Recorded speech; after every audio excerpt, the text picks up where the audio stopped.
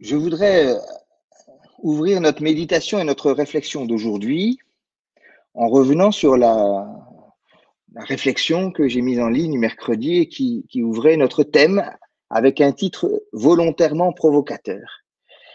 Grâce à Dieu, disais-je, les temples et les églises sont fermés.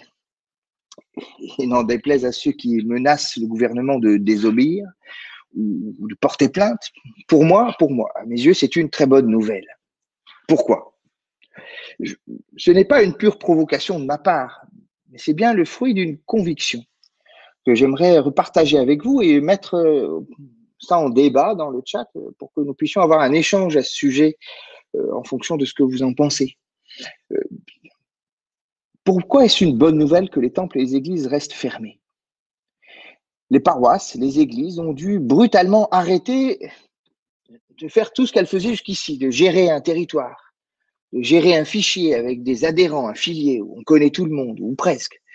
Les églises, les paroisses ont été sevrées de rites, de célébrations, et se sont retrouvées brutalement réduites au silence et à l'inaction. Repos forcé, Shabbat, silence. Ce temps de confinement nous oblige à cesser toute autre activité pour nous mettre au service exclusif d'une parole qui est livrée sur le web, sur Internet, sans qu'on sache précisément qui va la recevoir, qui va accepter de l'écouter. Et comme le dit l'Ecclésiaste, jette ton pain à la surface des eaux. Et avec le temps, tu le retrouveras. Sous la contrainte, de fait, les églises, se sont retrouvées démunies. Eh bien, tant mieux. Tant mieux. Parce qu'elles ont dû redécouvrir qu'elles ne sont que des servantes. Et que tout est grâce. En perdant comme ça toute illusion de pouvoir, une illusion de pouvoir maîtriser un peu ses activités, etc. Toute sécurité de se sentir installé. Vous savez, la tradition qui donne ces sentiments de sécurité, les rites, les murs, les communautés bien connues, les sécurités comme ça. Il ne reste à l'Église que l'autorité très fragile d'une parole qui s'offre comme ça dans le désert. Et c'est comme une véritable cure de désintoxication pour les religieux, qui rend impossible totalement d'être sur le net, comme ça, rend impossible le prosélytisme, par exemple. On ne force pas quelqu'un à vous regarder. Ça rend impossible toute exclusion, toute excommunication. On ne peut pas exclure quelqu'un. Celui qui veut vient et s'il veut rester, il reste, même si, qui qu'il soit d'ailleurs.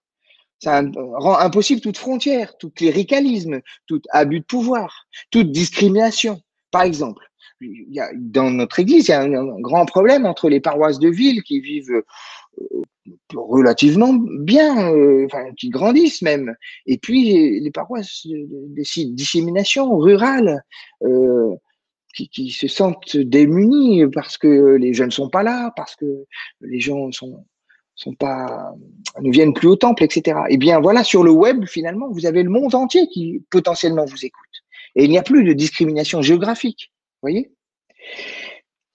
Donc, l'Église se retrouve démunie du jour au lendemain, comme ça, depuis 2 mois maintenant.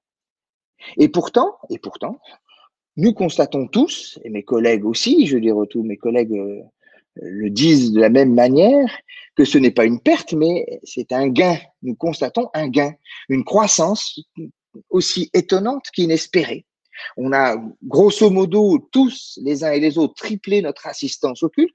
Là, il y a 3 fois plus de personnes sur Internet que dans les temples. On a constaté un certain nombre de rajeunissements du public où il y a pas mal de gens d'une génération de jeunes qui décident de venir et puis à qui la culture du web correspond. Ils n'ont aucun problème pour interagir sur le net. Et les gens feront des dons en ligne sans obligation. Voilà, ils se sentent suffisamment. Vous êtes senti suffisamment concerné pour dire tiens, je vais faire un don pour que l'Église continue de dire quelque chose. Vous voyez, les distancés qui renouent avec leur Église. Voilà. Je sais des gens qui sont originaires de Roquépine qui ont décidé de venir ici et de revenir, de retrouver le lien avec leur Église. Et puis il y a des nouveaux qui arrivent par le seul bouche à oreille. On dit tiens, mais on partage le lien avec les amis, avec la famille. Je sais que Delphine, par exemple, est une grande pourvoyeuse, Delphine, de liens qu'elle relie avec tout le monde. Bref, ce n'est pas une perte, mais bien un gain. Une église hors les murs est en train de naître, et tant mieux.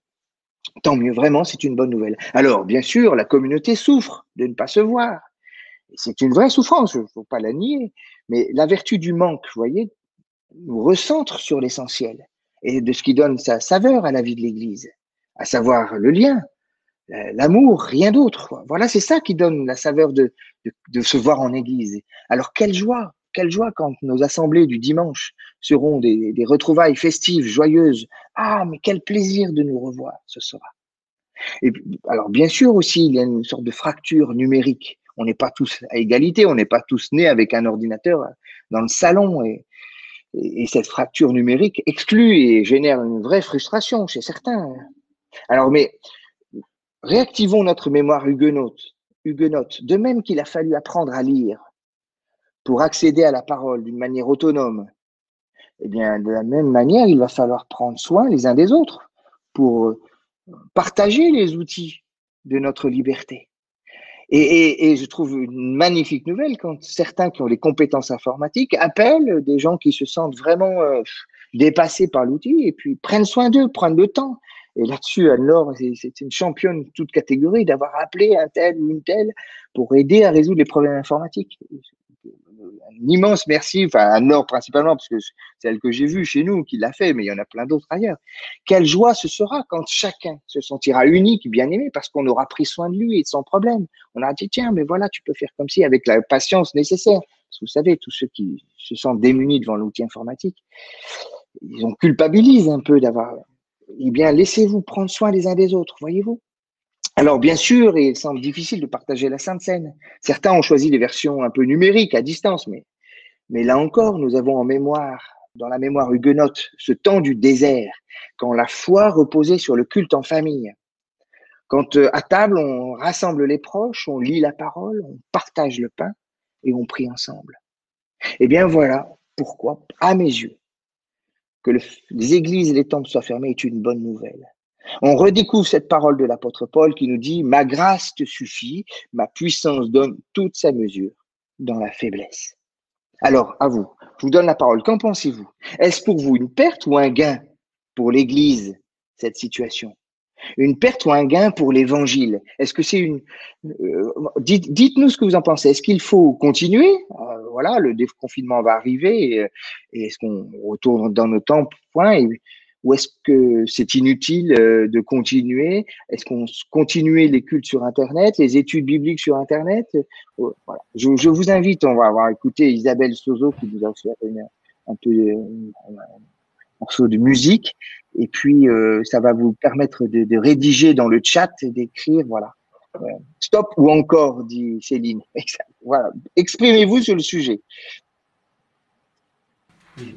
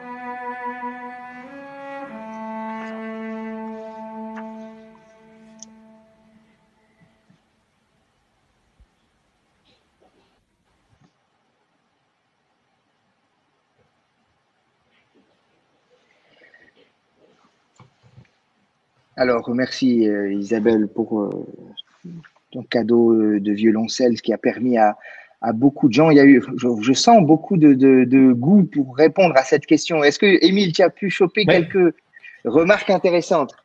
globalement, donc, enfin, tout le monde est d'accord qu'il faut continuer d'une manière ou d'une autre. Bien sûr, les gens reconnaissent la fracture technologique et entre guillemets, on peut pas vivre pleinement, complètement la communauté au travers d'Internet, mais quand même, beaucoup apprécient cette opportunité qu'on a pu saisir et apprécient le service qui a été offert, entre guillemets. Donc, enfin, voilà, il faut qu'il y ait des personnes qui relèvent aussi des problèmes techniques. En gros, l'expérience est optimale si la technique suit. Donc, Alors, il y a à ce sujet Jean-Noël Bardet qui fait cette remarque très juste. L'un n'empêche pas l'autre, bien au contraire, certains n'ont pas de voiture, d'autres pas d'ordinateur. Eh bien, l'entraide doit répondre à ces manques. Moi, c'est ce que je remarque aussi, ça crée du lien, ce manque, la fragilité de certains en informatique, et c'est absolument compréhensible. Tout le monde n'est pas né avec un ordinateur dans le salon.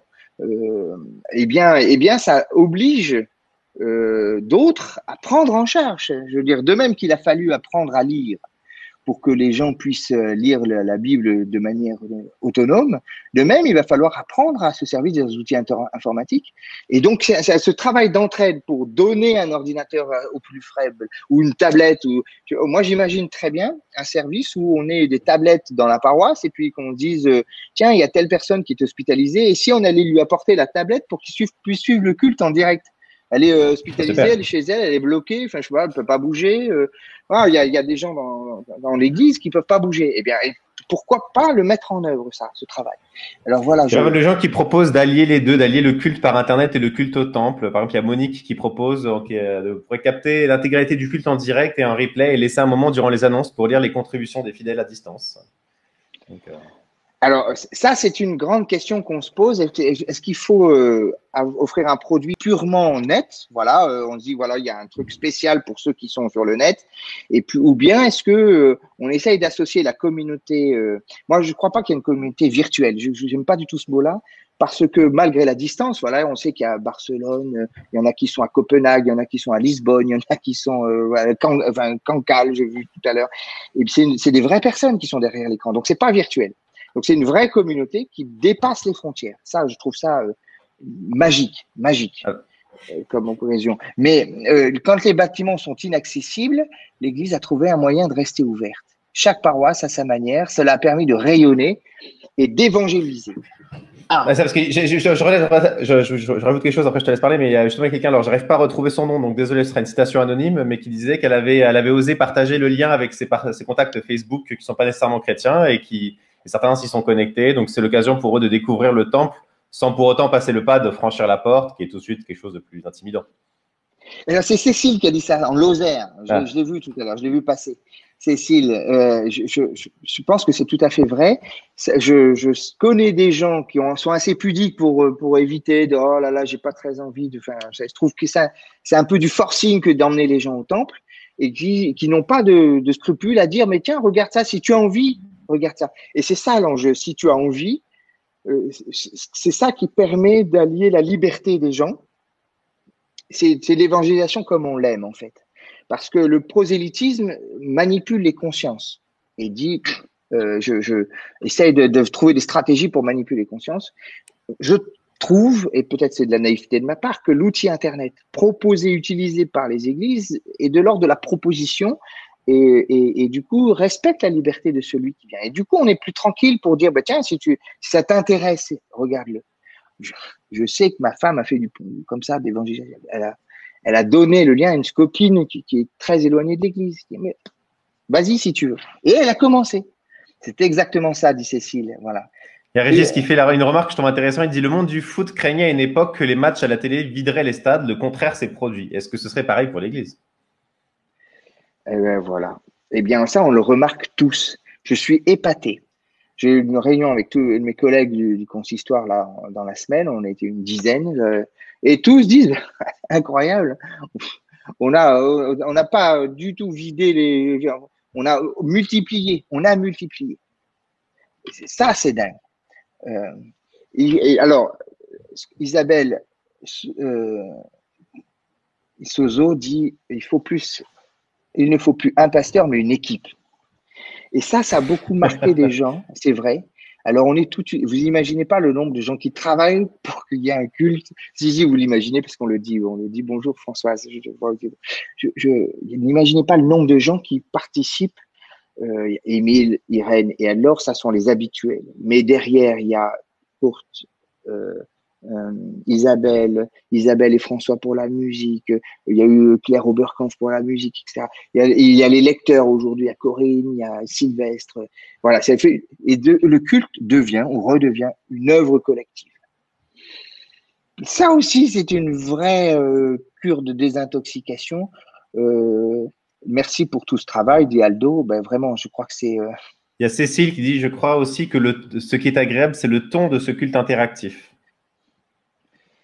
Le ton, la tonalité. Alors ça c'est intéressant de voir que ça change pas, c'est pas simplement, c'est que le culte a changé de ton un petit peu. Voilà. Réserver un espace de dialogue comme dans la version en ligne pour tous les participants, c'est techniquement jouable. Il y a un enjeu derrière l'interaction.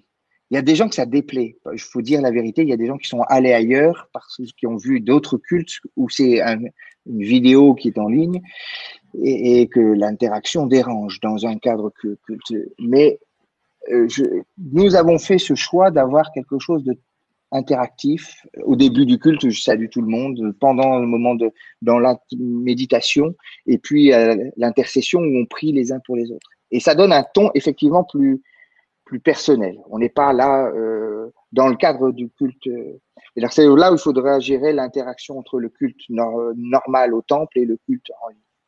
Alors, permettez-moi de continuer. Voilà, je vois que le chat, ça change tout d'Isabelle Veillé, peut-être, sûrement. Pour les uns en bien, pour les uns en moins bien, mais pour les autres en moins bien. Mais je vous propose de continuer. Sylvestre d'activer son micro. Oui, alors Sylvestre, il faut qu'il active son micro pour nous lire le texte biblique qu'on a choisi pour cette semaine et pour qu'on puisse l'entendre dans la parabole du semeur. Sylvestre, c'est à toi.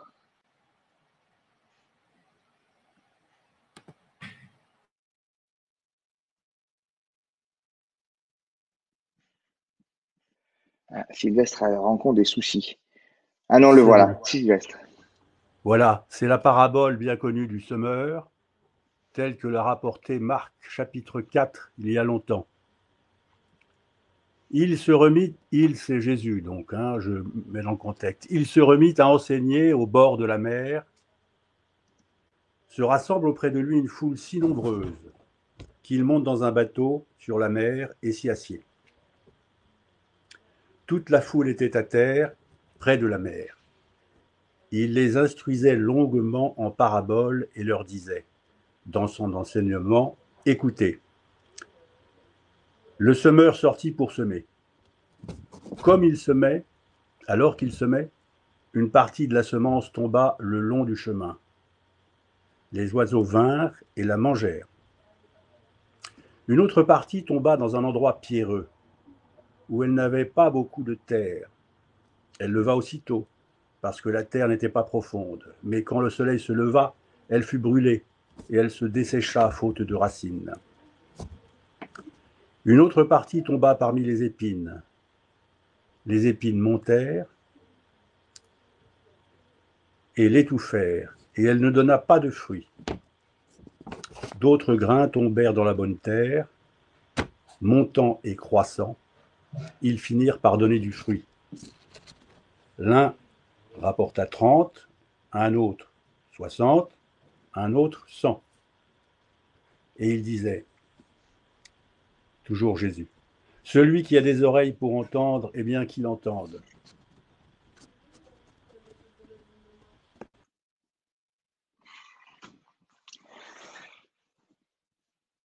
Jette ton pain à la surface du web, dit l'Ecclésiaste. Avec le temps, tu le retrouveras. Comme nous tous, Jésus s'est retrouvé confiné. Avait-on enfin trouvé le moyen de le réduire au silence? Alors, confinement oblige, fini les cultes, messes, célébrations de mariage, obsèques, autres baptême. Exit la communion fraternelle, l'Eucharistie, la Sainte Seine. Terminé les enseignements, études bibliques, méditations, homélies, sermons et autres prédications. Enfin, pensait-on, la religion réintégrait le fort intérieur. Privée de vie et d'expression publique, la foi se devait de redevenir une question purement privée. Couchée, à la niche, et surtout sans aboyer pour ne pas déranger les voisins. Après un temps de réflexion, Jésus se remit à enseigner. Au bord du web, vous voyez, c'est cette mer de données liquides, sans frontières, sans délimitation entre public, privé, vrai ou faux, juste ou injuste. Et il se rassemble auprès de lui une foule si nombreuse qu'il monte dans la barque et il se met à l'eau et il s'y assied. À son tour, il décide de dominer cet outil Internet qui est là devant lui, menaçant et intriguant à la fois. Il décide de monter à bord, bien résolu à parler à cette foule innombrable qui ne sait pas trop ce qu'elle cherche au fond. Toute la foule était à terre, prête à tout pour sortir, s'échapper, vivre malgré l'enfermement. Alors il décida de jeter son pain à la surface du web. Zoom, Skype, ClickMeeting, Restream, Facebook Live, Instagram, YouTube Live, LinkedIn n'avaient plus aucun secret pour lui. Il les instruisait, dit la parole, longuement par des paraboles. Et dans son enseignement, il leur disait, attention, écoutez bien, tendez l'oreille, parce que ce que je vais vous dire est important. J'ai pour vous une parole qui vient de Dieu. Et il vous suffit d'avoir des oreilles pour l'entendre. Aucun mot de passe ne vous sera demandé, aucune compétence préalable exigée, aucune hotline pour résoudre vos problèmes de connexion. Alors écoutez bien, tendez l'oreille et le cœur aussi si vous le pouvez. Et, conclut-il, comprenne qui pourra, ou à bon entendeur salut, ou si vous préférez cette traduction plus traditionnelle, que celui qui a des oreilles pour entendre, qu'il entende. C'est-à-dire tout le monde, n'est-ce pas? Comprenons bien ceci. Cette histoire de semeur sorti pour semer ne parle pas de nous. Elle parle de Dieu. Elle nous parle de Dieu. Elle raconte, sans expliquer vraiment, ce que Dieu fait, son mode d'action, son mode d'interaction avec le monde. Comme vous utilisez le chat pour interagir avec nous sur le web, voilà comment Dieu interagit avec nous dans le monde. La semaine dernière, nous évoquions ensemble la nécessité pour les chrétiens de trouver le bon moyen d'interagir avec le monde. Il s'agissait de chercher d'abord le royaume de Dieu et sa justice, si vous vous souvenez, en évitant ce double écueil de la posture qui dénonce, qui pointe du doigt, qui juge, qui moralise, et de l'autre écueil qui est de l'adhésion servile, la soumission au monde. Sans doute que cette histoire de semeur peut nous aider à y voir plus clair sur la manière que Dieu choisit d'employer pour se rendre présent dans le monde. Le semeur sorti pour semer. Première surprise, Dieu est un semeur et rien d'autre, disait Louis Simon. Dieu est un semeur. Il n'est ni absent, ni un surveillant silencieux, un spectateur silencieux, ni un inspecteur de police, ni un réviseur des comptes, ni un père fouettard, ni une mère abusive. Il n'est que semeur. Il jette sa semence, quel que soit le terrain, sans chercher à distinguer, à choisir, à discerner, à sélectionner. Que ta vie soit une route goudronnée par le tabac et autres produits cancérigènes, qu'elle soit encombrée de cailloux qui alourdissent tes poches comme des poids morts que tu trimbales partout avec toi et qui rendent ta vie lourde, qu'elle soit étouffée et que tu manques d'air, empêtrée que tu es dans des ronces qui te lacèrent à chaque mouvement, ou que tu sois disponible pour recevoir dans le terreau fertile de ton cœur, de ton existence, une graine qui va apporter du fruit, Dieu ne choisit pas les meilleurs. Il donne à tous la même dose de semence de son royaume. Et remarquez qu'il ne demande pas au terrain de changer. En général, on imagine Dieu immuable, immobile dans son royaume et un monde qui bouge, qui change tout le temps, dans un mouvement perpétuel, de plus en plus rapide. La parabole nous montre qu'en fait, il n'en est rien. En réalité, c'est le monde qui ne change pas, et quelle que soit l'époque, il y aura toujours, comme il y a toujours eu, il y aura toujours des chemins, des pierres, des ronces et de la bonne terre. Jésus nous parle d'un Dieu en mouvement qui se déplace pour semer ici et maintenant le germe de son royaume. Il ne demande rien, il n'exige rien, il ne reproche rien. L'explication traditionnelle moralisante de la parabole viendra quelques versets plus tard. Vous lisez un peu plus loin et vous trouverez. Les interprètes incorrigibles exigeront des efforts surhumains pour retirer les pierres, pour couper les ronces de notre existence, pour que nous devenions de bonnes terres, bien sages, bien réceptives, bien obéissantes, bien convenables, et tout, et tout, et tout. Comment est-il possible de reprocher au chemin d'être ce qu'il est, c'est-à-dire un chemin? Comment reprocher aux oiseaux d'avoir faim, aux gens d'avoir des inquiétudes qui les brûlent ou des ennuis qui les étouffent? Alors non seulement vous n'y pouvez rien, mais en plus vous en seriez coupable. Quelle horreur! Quelle ânerie surtout! Le semeur n'est pas venu pour demander, mais pour donner. Le royaume est un cadeau. Et ce cadeau est donné à tous, partout, de la même manière. Dieu veut être omniprésent, comme le semeur, qui sème partout. Même là où personne de sensé, de rationnel n'irait. Lui, il veut y aller. Ne pensez pas qu'il soit un gaspilleur maladroit ou inconséquent. C'est un choix, et un choix délibéré. Le semeur sortit pour semer, et il a semé sur le chemin, comme dans les pierres, comme dans la bonne terre. Même là où personne ne veut de lui, même là où tout le monde s'en moque, même là où il n'y a aucune chance de pousser, même là où il y a bien trop d'obstacles. Aucun lieu ne doit être privé de la présence de Dieu, si infime soit-elle, si désespérée soit-elle. C'est son choix. J'aime l'idée que nous ayons choisi de parler sur le net pendant ce confinement.